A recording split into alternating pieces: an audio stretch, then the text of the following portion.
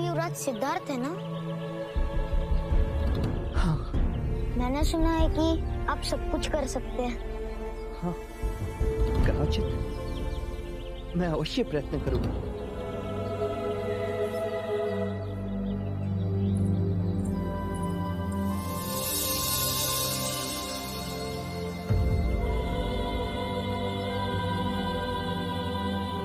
बाबा,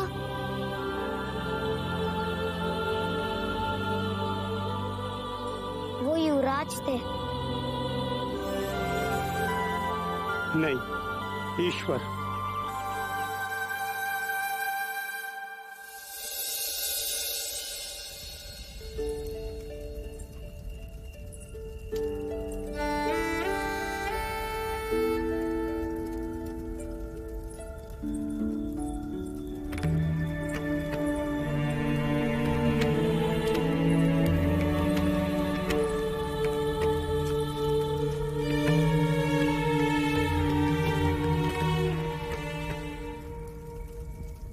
एक और संघर्ष गोपा।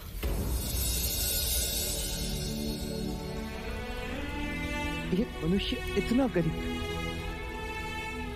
कि उसको पेट भरने के लिए चावल का एक दाना नहीं, और एक मनुष्य इतना धनी कि यज्ञ में ब्राह्मणों को सोने का दान दे और पशुओं की बलि चढ़ाए। इतनी विषमता क्यों?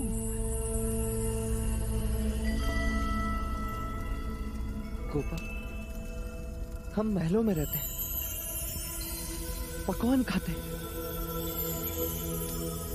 तो फिर मिट्टी में रहने वालों को कैसे समझ पाएंगे?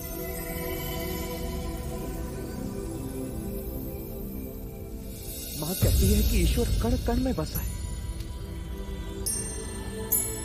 तो फिर मनुष्यों की पैरों की मिट्टी से ईश्वर अछूता कैसे होगी? इतना मत सोचो आर्य, ठंड बढ़ रही है, भीतर चलें?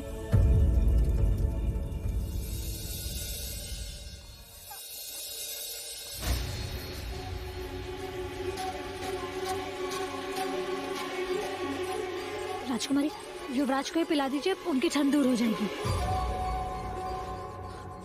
मना किया था कि ठंडे पानी से संध्या में स्नान ना करें, पर युवराज माने ही नहीं। अब औषधि के साथ साथ दाने क्यों पिला रही हो गोपा? राजकुमारी, आप चिंता ना करें। जब ऋतु बदलती है, उसके बदलाव से हर किसी को ठंड लगती है, फिर शरीर को उसकी आदत हो जाती है। और वैसे भी युवराज पहली बार ऐसे शीत प्रदेश में आए हैं।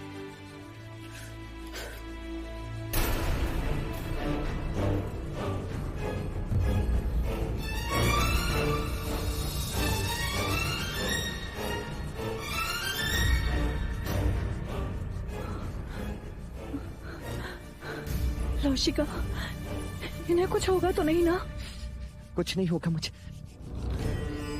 यदि कुछ हुआ भी तो हम भी नई नगरी चलेंगे। दारुण के पिता कह रहे थे ना कि वहां सबकी चिकित्सा होती, बड़े बड़े वैद्यराज हैं। कुछ नहीं होगा मुझे।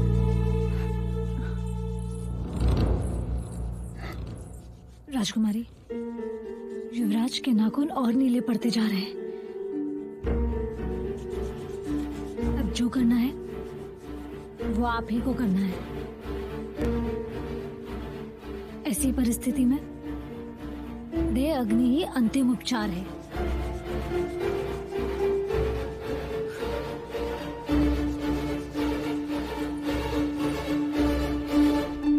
चन्ना,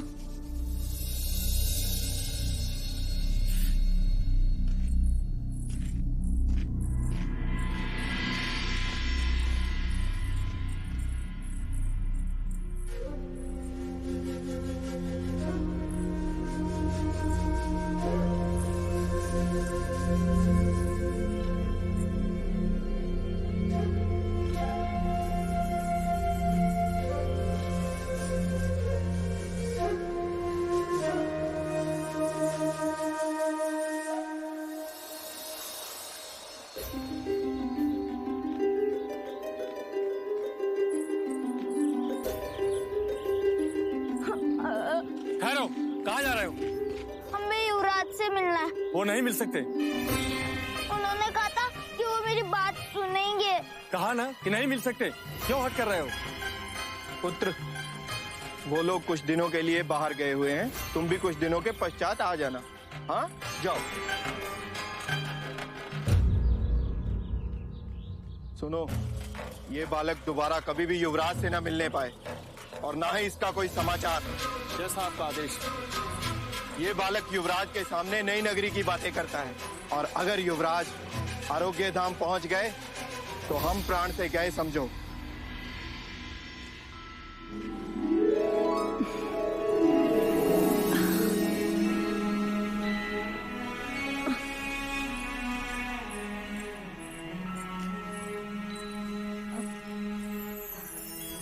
युवराज कैसे है? कुछ आराम हुआ? हाँ, वो तो प्रातःकाल होते ही सूर्योदय देखने भी चले गए। अर्थात देह रखने का उपचार सार्थक निकला।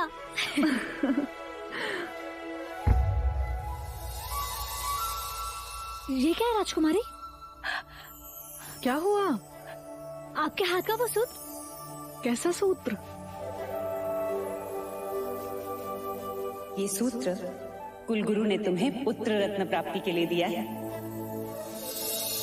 जिस दिन संतान का आगमन संभव हो जाता है, ये सूत्र अपने आप छूट जाता है। वो सूत्र टूट गया अर्थात? क्या ये सच है?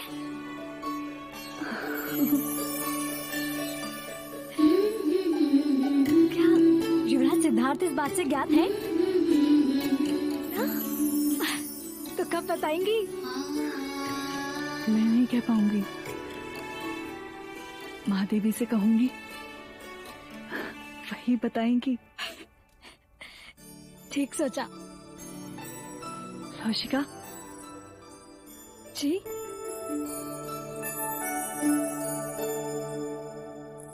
मैंने सुना था कि तुम सिद्धार्थ की दाई माँ थी। अब सिद्धार्थ की संतान की दाई माँ बनोगी।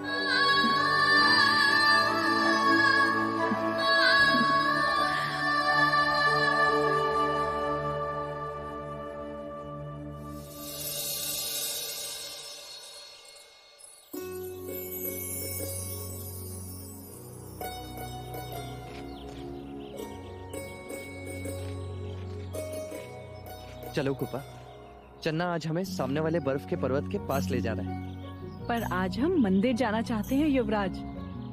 क्यों कुपा? अचानक ईश्वर की इच्छा? इच्छा को जन्म लेने में समय ही कहाँ लगता है।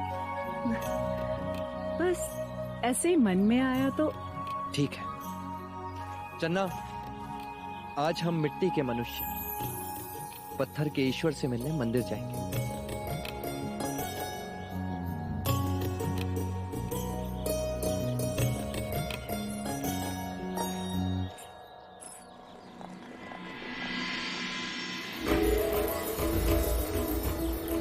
तुम नहीं बताना चाहती तो ठीक है, परंतु कोई बात अवश्य जो तुम्हारा चेहरा खुशी से चमक रहा है।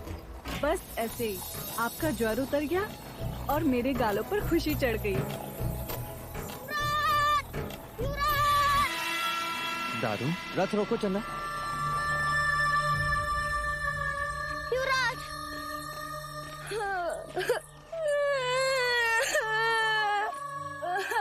क्या हुआ दारुन?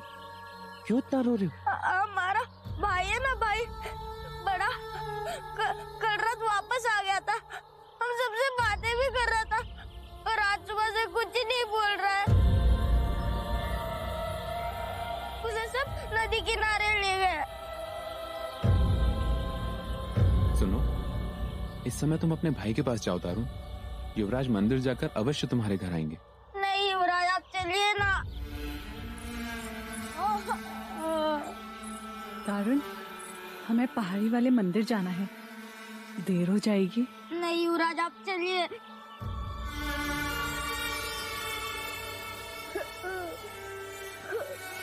मंदिर के भगवान तो पत्थर के हैं, कहीं नहीं जाएंगे।